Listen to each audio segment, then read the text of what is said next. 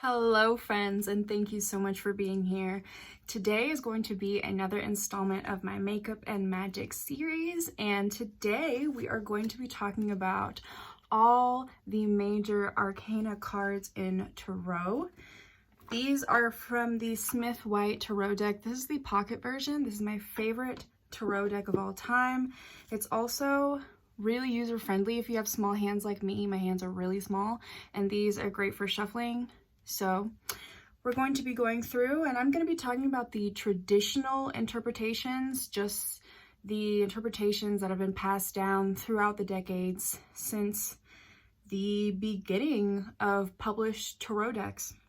What I will say before we get started is that when you're pulling cards or when you're watching videos, whatever messages or feelings that you get when you pull a certain card, go with it, run with it. It doesn't matter if it goes against the traditional interpretations that I'm about to share with you. Tarot is very flexible, very versatile, and it is personalized to your life experience. So there are 21 major Arcana cards. So there's going to be a little bit of a longer video. I don't really want to edit this. So let's go ahead and get started. I hope you are comfy and cozy, and I'm kind of feeling today I'm going to be playing with some browns, and I want to maybe put this minty shade as a topper. So I'm going to go in order. Of course, the first card that we have is the Fool card, marked with the number 0. In numerology, the number 0 is believed to be the number of completion, the number that represents wholeness. When we look at the imagery of the Fool card, we see a person about to walk off the cliff, and we see a dog behind them kind of alerting them, being like, hey, watch out, you're about to walk off a cliff. Fool card talks about taking chances, being okay with the unknown, being so confident and assured of yourself. Sorry, that's my cat. So confident and assured in yourself and what you're doing that you're okay with not knowing what the future holds. You're confident that whatever is meant for you will happen. And the Fool card talks about the beginning of a journey. It's the first card of the deck. And so this is our journey. This is a person just starting out on this long journey that we are going to see represented throughout all of the cards as we go on.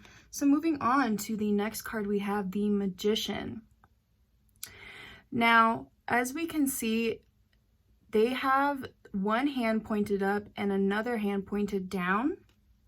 Traditionally, we see that as a connection between worlds.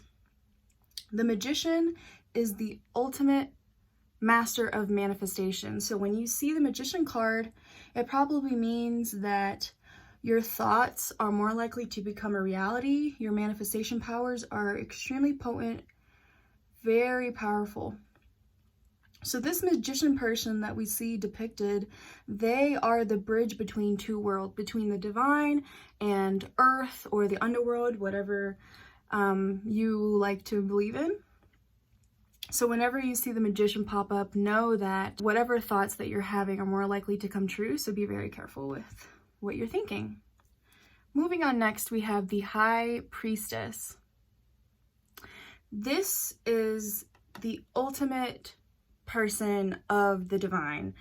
They are very connected to the divine. They have a practice. High Priestess represents our spiritual practice, traditions and beliefs, specifically traditions that we uphold as part of our practice that help us be concrete in our beliefs. So when you see the High Priestess, it probably means that you need to have a routine, you need to have a set routine. Sometimes I see the High Priestess as you need to break away from your routine or whatever you're doing. You need to find something that works better for you. Next, we have the Empress card. I absolutely love receiving the Empress card. It's a very affirming card. We see the heart. This is divine feminine energy is represented by the Empress. And just a little side note, if you ever receive the Nine of Cups, that's kind of like pre-Empress energy. It's like baby Empress energy. So she is very comfortable with herself, or they are very comfortable with their self. And whenever you see the Empress, it can mean that you need to take power and you need to really step into the power of divine feminine energy, or you are really just embracing divine feminine energy. You're being very creative. You're expressing love freely. And Empress has gotten to the point where she is not afraid to express herself freely. So I love that energy. Next, we have the Emperor, which is the divine masculine counterpart to the Empress. I really feel so confident and grounded whenever I receive the Emperor. This is a person that knows what they want. This is an energy of, I know what I want and I'm getting it, or I've already got it. I want it, I got it. This is a person that is very masculine, has very sometimes domineering or controlling traits. So sometimes when we have the Emperor show up in a reading, it can mean that we're dealing with a male presenting person or just someone with really dominant masculine energy that is controlling and is an obstacle in our life. Next, we have the Hierophant. The Hierophant is a lot about commitment. It could talk about religion, matrimony, like marriage. I think whenever I receive the Hierophant, I always think of commitment in relationships of any kind. It doesn't have to be romantic. But the Hierophant is very secure in their belief system. Sometimes almost to the point of dogma or extreme propaganda. So if you're dealing with struggles with living in a very extreme household situation and you receive the Hierophant, it could be that it's talking about you need to break away from tradition, or it could be talking about in a relationship that you and another person or you in a situation are going to be in a committed kind of connection. Then we have the Lovers. Love receiving the Lovers. It's always a nice sign when you're doing a relationship reading or you're just wondering about your friendships, about you and your boo thing, or even you and your family. They can give us details about that connection. So the Lovers is ultimate unity and love. As we see on the Lovers card, these two people that have come together underneath God, the divine, are completely naked. They're exposing themselves. They are willing to be vulnerable in front of each other because their connection is so pure, so strong. And the Lovers can talk about a choice, choosing to open up, choosing that person, choosing love. And we see that there's two people, so I also think a lot about duality and dichotomy. So it could be you and your higher self. It doesn't necessarily have to be about another person. It could be when you receive this card that maybe you need to be more connected to your inner child. You need to be more connected to your self-care routine, having that self-love. So it's always a very affirming card to receive. Next, we have the Chariot. The Chariot always makes me feel really confident, very hopeful. So the Chariot, not in this original depiction, but in other tarot decks that I've seen and own, the Chariot shows an actual chariot with a party of people on it, just a group of people. Chariot talks about victory. It talks about recognition, success. When you receive the Chariot, it can mean that good things are coming, work related. It could just mean that you have accomplished something. So remember I was talking about like the journey. We're starting off with the Fool. This person is starting their journey on this cliff. Now we have come to card number 7 with the Chariot. So this is like a big milestone in the journey that is depicted by major arcana. So words that I associate with the Chariot: victory, accomplishment, success. Sometimes I also get messages when relating to the Chariot about a choice, just like the Lovers. A choice to step into your power, to go after you want. Chariot is also fast-moving energy, so when you receive that, you might be feeling overwhelmed, or just a lot of things are going to be happening very soon. Another thing to note about major arcana cards. So major versus minor arcana.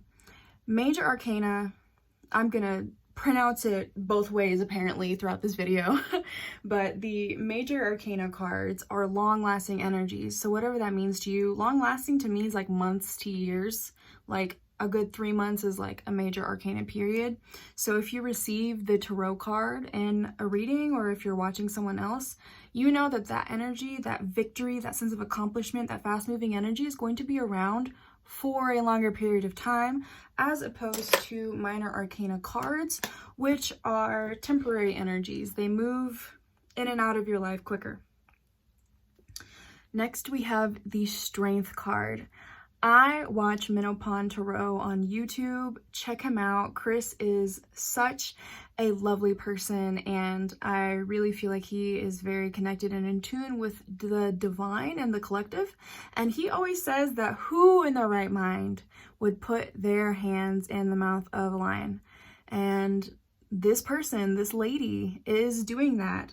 They are going for it. They are risking their safety, what they know, to be brave, to be bold. So that's what the Strength card talks about, is doing what most people wouldn't, taking that leap of faith, kind of like the Fool, taking that leap of faith, being brave.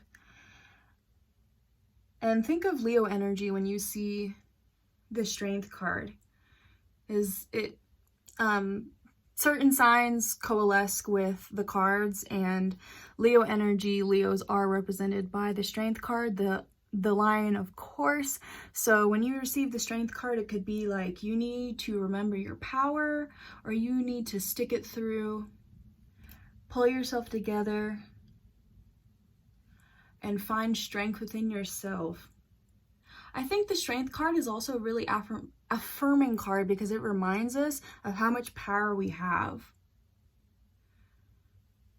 So whenever you receive the Strength card, just know that you are capable of whatever task, difficulty is ahead of you. Remember, the universe never gives you anything that you can't handle. So when shit's going down, when shit hits the fan, believe that it's going to work out, and you're going to figure out a solution, a way to move through that energy, because you are capable of handling it. Otherwise, it wouldn't be brought into your life. Next is the Hermit card. This is one of my favorite cards. I'm an introvert. I'm definitely a hermit myself. I received the Hermit card a lot, especially within the past year. So let me tell you a little bit about the story of the Hermit. So this person, they have climbed all the way to the top of this mountain, and they have gone through trials and tribulations that we've already seen. So remember, I was saying we're going in order. This is a story. We're being led through a story. The Hermit is the part of the story where you finally reach the top of the mountain, and you have learned so much through the journey. You've been through all these different places, met all these different people, and you've learned a lot. So the Hermit is a card of mastery. It can talk about that you need to isolate yourself a little bit so that you can really master something. The Hermit talks a lot about internal energies, looking into yourself. Kind of like the Hangman, which we'll talk about very soon, another card. finding enlightenment, finding the answers within yourself. I also see that the Hermit, because it's talking about this story of this person that has had a lot of experience. The Hermit is someone who has a lot of experience. They've been to a lot of places, seen a lot of things. This is also talking about that all of the experiences that you've had in your life are teaching you something. They're preparing you for something. They're preparing you for what's coming next, the card that's coming next that I'm about to show you. It's preparing you for that. Hermit can also talk about that you are being too much of a hermit, that you are secluding yourself too much.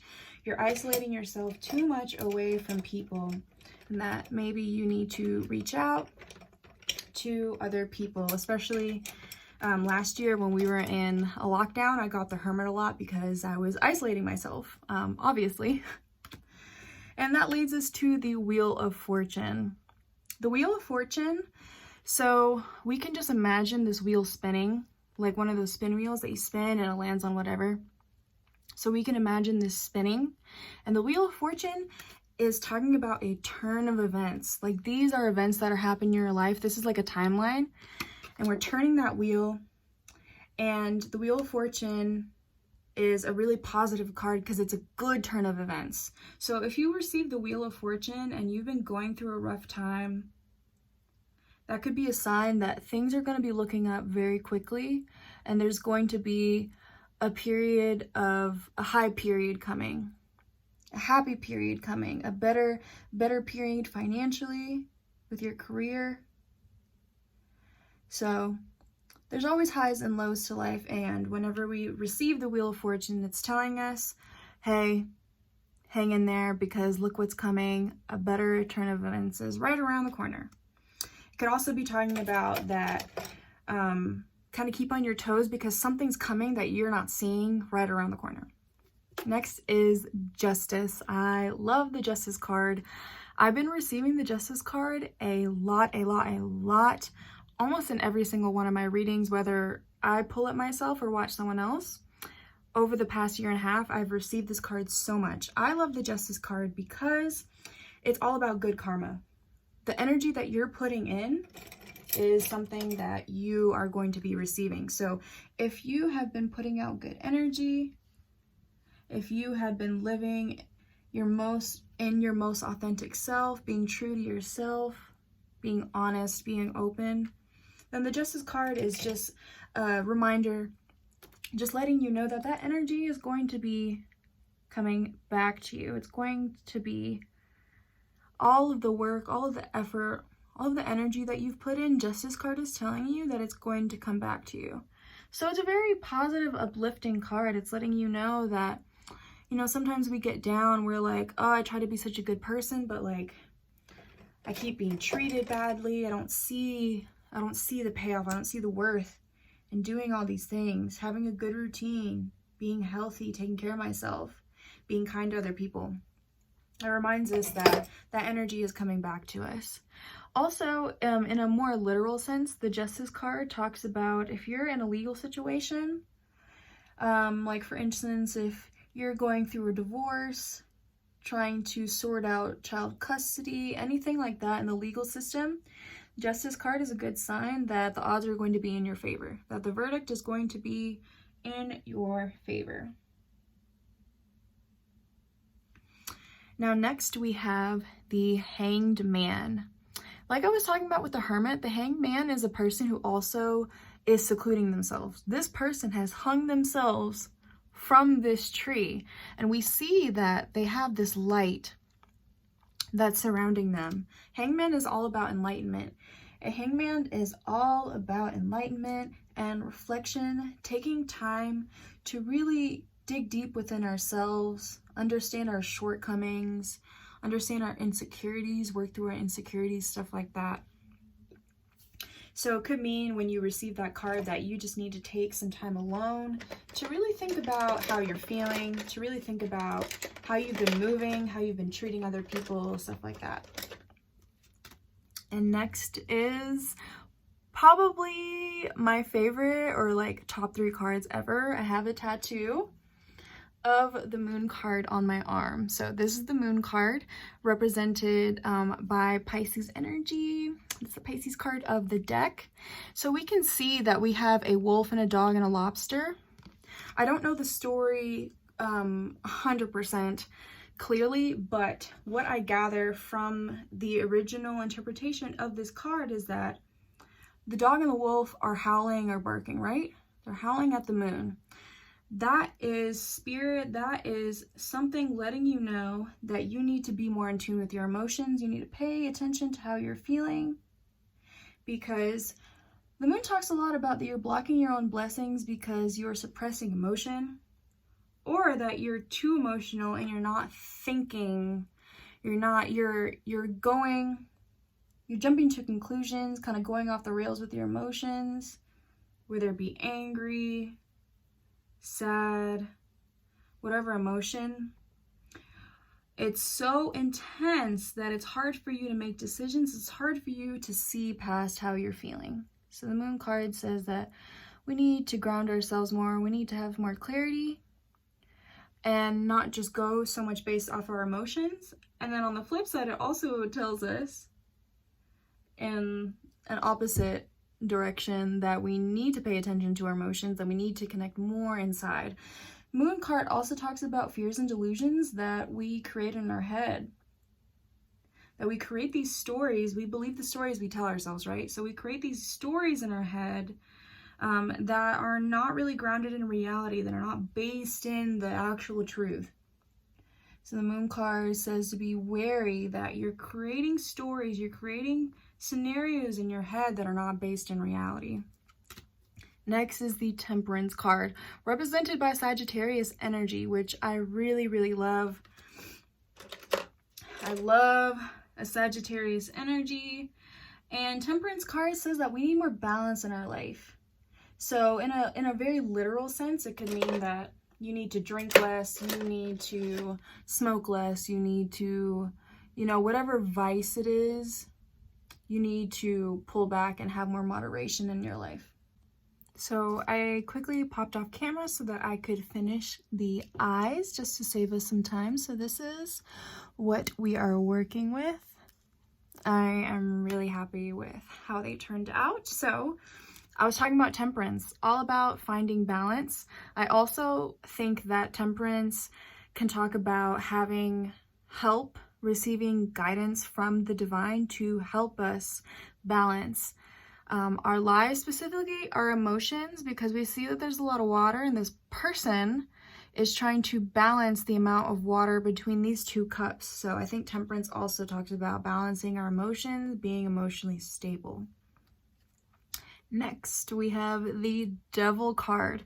Now, I get a lot of people, whenever I talk about tarot or do readings for them, get scared and worried whenever the Devil card or the Death card comes up. It's not really talking about the actual devil, it's the energy that the devil himself embodies. So devil energy talks a lot about vices, talks a lot about things that we do that we know are not good for us, being with people that are not good for us, being in abusive relationships, or could talk about abusing drugs, abusing alcohol, any kind of substance like that. Going along with the Temperance card also, talking a lot about balancing out, so not drinking too much, not having sex too much, not obsessing over people. It talks a lot about obsession too, being obsessed with somebody, or being in the butt cave when you're in a relationship with somebody and you stop talking to your friends and family because you really like this person. Yeah, it's telling you need to get out of that situation and be more balanced. Come back to earth. We are focusing too much on other people.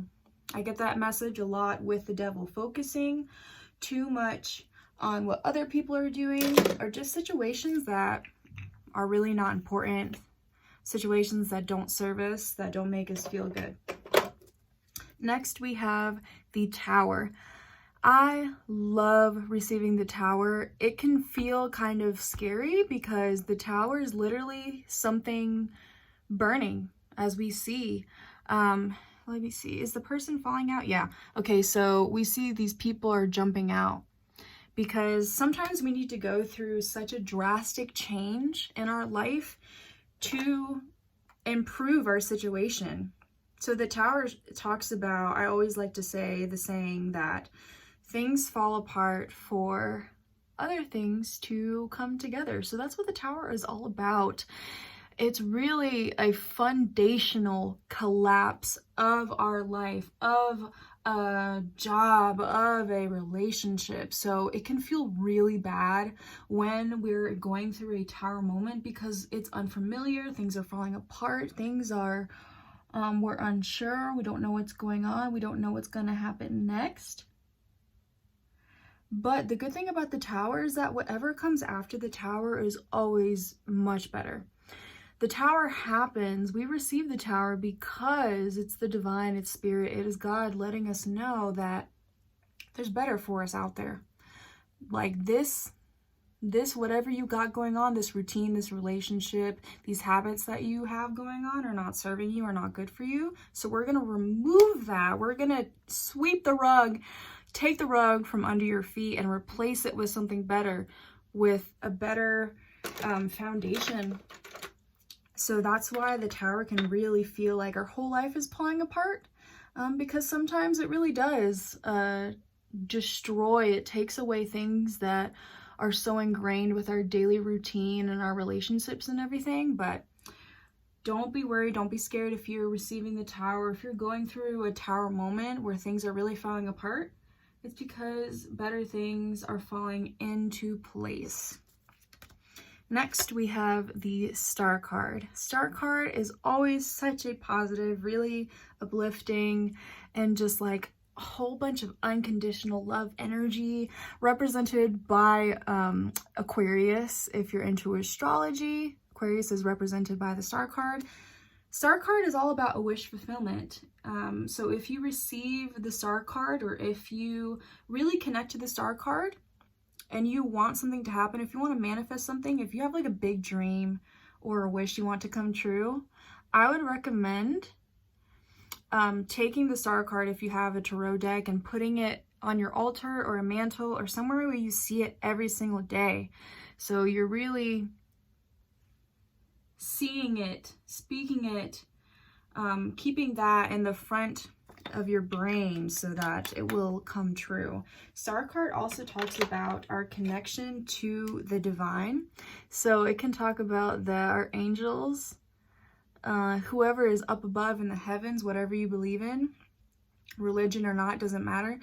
Star card is just letting us know that we are very connected spiritually and supported 100%, like unconditional love, guidance, protection from negative energies, from people that are just not good for us. Star card is letting us know that we have protection and we have love and we have support from up above. So whatever you believe in, God, angels, whatever, it's just letting you know that those people, those beings, that energy is surrounding you and protecting you and really just enveloping you with good luck and love. Next, we have the Death card. Always people get really scared when they receive the Death card, but the Death card is really similar to the Tower card, and where something is dying, something is ending.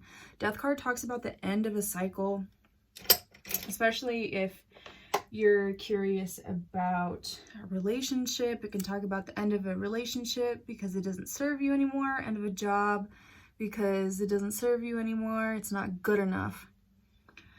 So energies like the Tower, like death, things are ending, things are dying. Probably not literally, but it could mean the death of someone. But in general, just the death of an energy, a death of a situation. And if we see on the Death card, we see that the sun is making an appearance in the Death card. The sun is showing up on the other side. So Death card is really similar to the Tower, and where it's telling us that something is ending and there's a light at the end of the tunnel. It might be really hard because, like I said before, major arcana is longer lasting energy.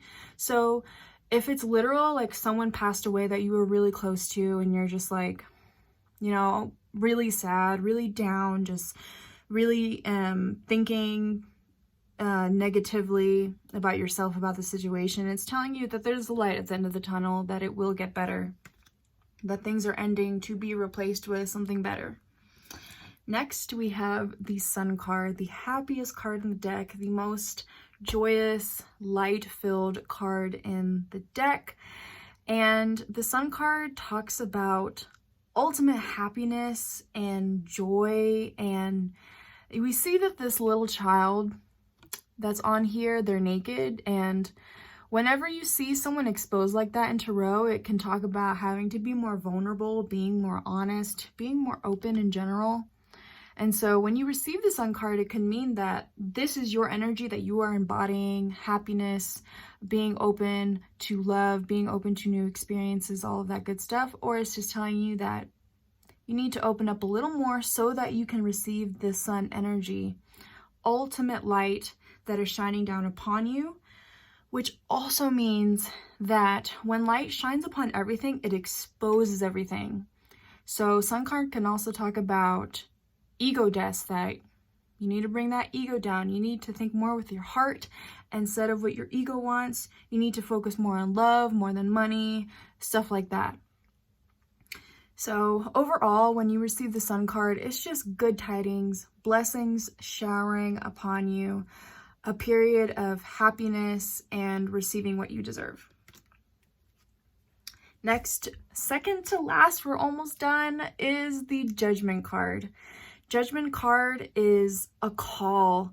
It is calling us to open our arms and really step into our power. So we see in this depiction that these people are rising up. For some reason, I feel like these might be coffins and these people might be dead, like they're rising up from the dead, they're being awakened. Could be literal, or I'm kind of getting more as like a metaphorical meaning that you're